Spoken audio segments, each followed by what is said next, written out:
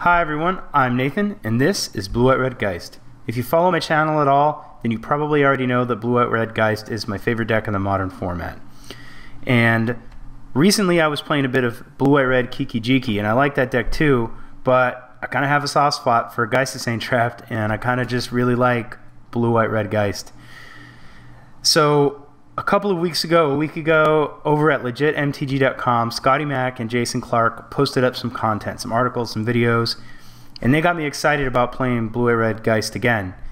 So I wanted to do a quick deck tech for you guys on what I'm running, or just what I'm testing right now. Let me point out a few differences in the deck. I'm going to assume you already kind of know at least the basics about the deck. So first we have Eiganjo Castle. This is a card that I had run in the past and then took it out in favor of Sulphur Falls because I felt like I wanted more consistent mana. However, I think the mana's fine in the deck. We're not running Cryptic Command, which makes the mana even easier, but even if we were, I would still run Eiganjo Castle.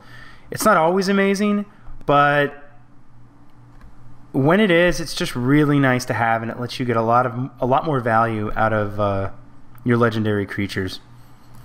So there's that. Also, I want to talk a little bit about some interesting interactions with Ghost Quarter that might not be readily apparent. Ghost Quarter kind of has a pseudo-interesting synergy with Path to Exile. If you've Ghost Quartered a couple of times, then your Path to Exiles at that point may not have a downside. Kind of works in reverse too. If you've already pathed a couple of times, by the time you get around to using Ghost Quarter, it could just be that it's a strip mine and blows up their land, and they don't have a basic to fetch. So that's kind of cool. The other thing is Mana Leak. We're not running Mana Leaks, and we'll talk a bit about that in a second, but if you are running Mana Leak, you probably don't want to run Ghost Quarter. Tech Edge is better because Tech Edge blows up their land. It doesn't allow them to go fetch out a basic, which has a chance to keep your Mana Leaks live for a longer period of time. So for the control decks, you probably want to run Leak, but in a tempo-based deck like ours, running remands, I think Ghost Quarter is just fine. One other kind of thing to note is in the Tron matchup, where you really want your Ghost Quarters, you don't have to wait for them to hit 4 lands. If Tron's at 4 lands, they may already have Tron assembled, and your Tech Edge is going to be a little late. So Ghost Quarter is good there as well. Also, I brought in a Moorland Haunt when I was testing swords.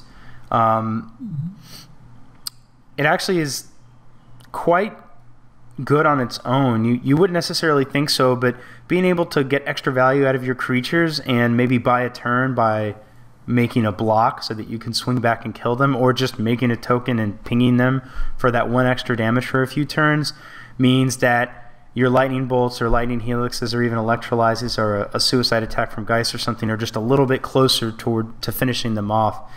And since this deck sometimes wins just with incremental damage, bits of damage at a time, since you're not usually running amok with Geist of St. Traft, it's not usually possible. Getting some extra damage in with some Spirit Tokens can sometimes just make a win happen. So that's kind of all I want to mention about the mana base. We are running 4 Path, 4 Bolt, and 4 Helix, and I think that's just kind of showing our commitment to the Geist plan. We're running all of the removal spells that we can in order to clear a path for him. I'm running 1 Spell Snare. Personally, I'd like to run 2. I just don't, there's not room in the deck, so I had to make a cut, and I think Spell Snare is just the most narrow card, so we're down to 1. Initially, I was a bit worried about cutting Leaks and cutting Cryptics, but it's actually fine because we're running more creatures and we're running the full burn suite. It's important to remember that we're actively trying to kill our opponent. It's okay for us to just set them back a turn, or maybe snap remand to set them back 2 turns, and in that time we're tempted to pressure their life total with like a Geist of St. Traft or a Vendilion Cloak, maybe a Restoration Angel. So remand is good in this deck. The other important thing is that since we are trying to kill them, it's kind of important to keep our card velocity up. So remand replaces itself, and it can replace itself with something very relevant. Maybe it draws you into a land you need, or maybe it draws you into a Bolt or into another Geist or something like that. Obviously, we're going to do the 4 snaps. We're on the 4 Geist of St. Traft plan. I did the math, and if you run 4 Geist of St. Traft, by turn 3, you've seen, assuming you haven't drawn any extra cards, you have a 52% chance to see 1 Geist. And if you go down to 3, that drops to 42%. Now, it's true that having multiples of Geist isn't always what you want, but being that that's kind of what we're designing our deck to do, I want to maximize the probability that we'll draw Geist in the beginning of the game. That way, 1, we don't have to mulligan to try to find it, and 2, if we do mulligan, there's still an even greater chance that we're going to get a Geist of St. Traft. Also, while multiples aren't great, sometimes you can just swing with Geist, let them block like with something that you kind of want to die anyway, maybe like a Dark Confidant or something like that, and then just replay the other one. And you've gotten some damage in, which is what you want to do, and now you don't have to waste a removal spell on that creature. So suiciding Geist isn't always a bad thing, and having multiples isn't always a bad thing either. We're running 3 Clicks and 3 Restoration Angels. I had run 2 Clicks and 2 Restoration Angels in the past, and I really wanted to run 3 Clicks, but because I was also running Cryptic Commands, I just didn't have the room. But I think that, I know in this version of the deck, running a higher density of creatures is better because we can use those creatures to kill our opponent. And both of these creatures are super good for different reasons. They both have flash. You know, Restoration Angel doesn't die to Lightning Bolt, which is really important. And Vendilion Click synergizes pretty well with Geist. You know, there might be some decks that, you know, you don't want to play your Geist out, and like against Pod, maybe you don't want to play Geist because you're worried they have a Birthing Pod. Well, Click gives you the ability to take a look at their hand, take the bad card, and then potentially start hitting them with 3 damage a turn also. The other thing too is against, like in the control matchup, just in general, there's more chance when you're running 4 Geist and 3 Click that you might have 1 of each in your hand, and so against like a control deck, you can end of their turn Vendilion Click, and if they counter it, then that likely means you can just untap and play your Geist. And if they don't and let you take a look, you know, there's a chance that maybe you can pluck their counter, untap, and get and play your Geist. So Ajani Vengeant,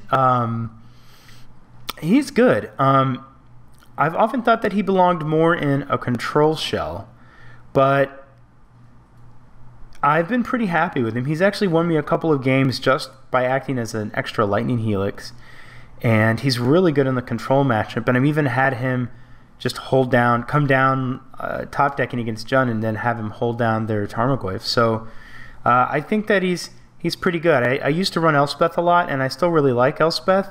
I think overall, like, Elspeth is more powerful, but Ajani just has more utility. There's more situations where Ajani's good. And then we're trying out Koranos, God of Storms. This wasn't my idea, actually.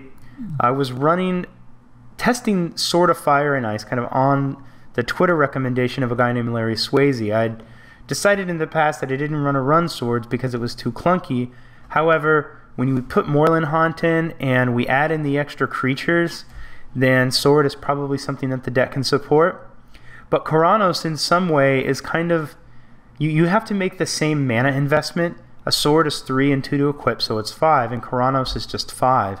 One of the benefits of Koranos is that it does not need a sword to be equipped to a creature to begin generating value.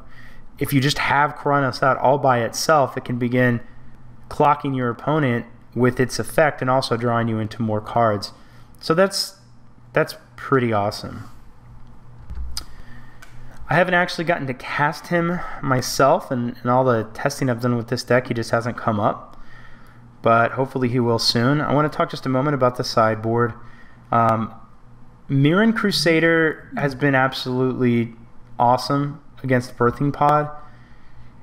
I know some of them bring Lingering Souls, but you can probably just first strike those if they do, but outside of that, they have no removal spell that kills Mirran Crusader, and my plan for pod is to be aggressive. It's ideally to like reman their birthing pod just to slow them down a bit, but start attacking with flyers and burning their face and trying to get them dead, and having a creature that can swing for 4 effectively with double strike, and then not having them be able to get rid of it is on that plan. I played a couple of decks against Jund that isn't running red anymore, so technically it's rock, and Mirran Crusader is obviously super good in those matchups as well. Not everybody runs Grafdigger's Cage. I like it against pod because I think I counted, and it affects like 14 or 15 of their creatures, and by I say effect, I mean it either stops their persist, it stops their court, it stops their pods. It interacts with a lot of the cards in their deck, and I think it hurts them more than it hurts us. Engineered Explosives is for Jund, so is Wrath of God. Engineered Explosives is also for just, you know, any deck that has permanents that we might want to get rid of in a 2-for-1 fashion. It's a good kind of catch-all sweeper effect. Wear Tear is really relevant against, it's good against Splinter Twin, it's good against Affinity. Counterflux is good against control decks. It's also really good against Scape Shift. It's on the rise, so I definitely want to run 2 of those. Combust is good against Merfolk. It's good against other control decks. It's good against Splinter Twin.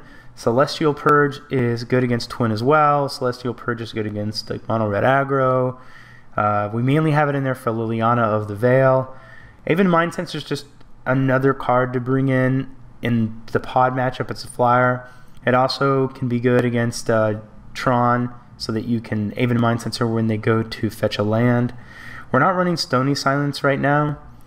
That might not be something I continue, but in theory we should already have a pretty strong matchup against Affinity because of all of our removal.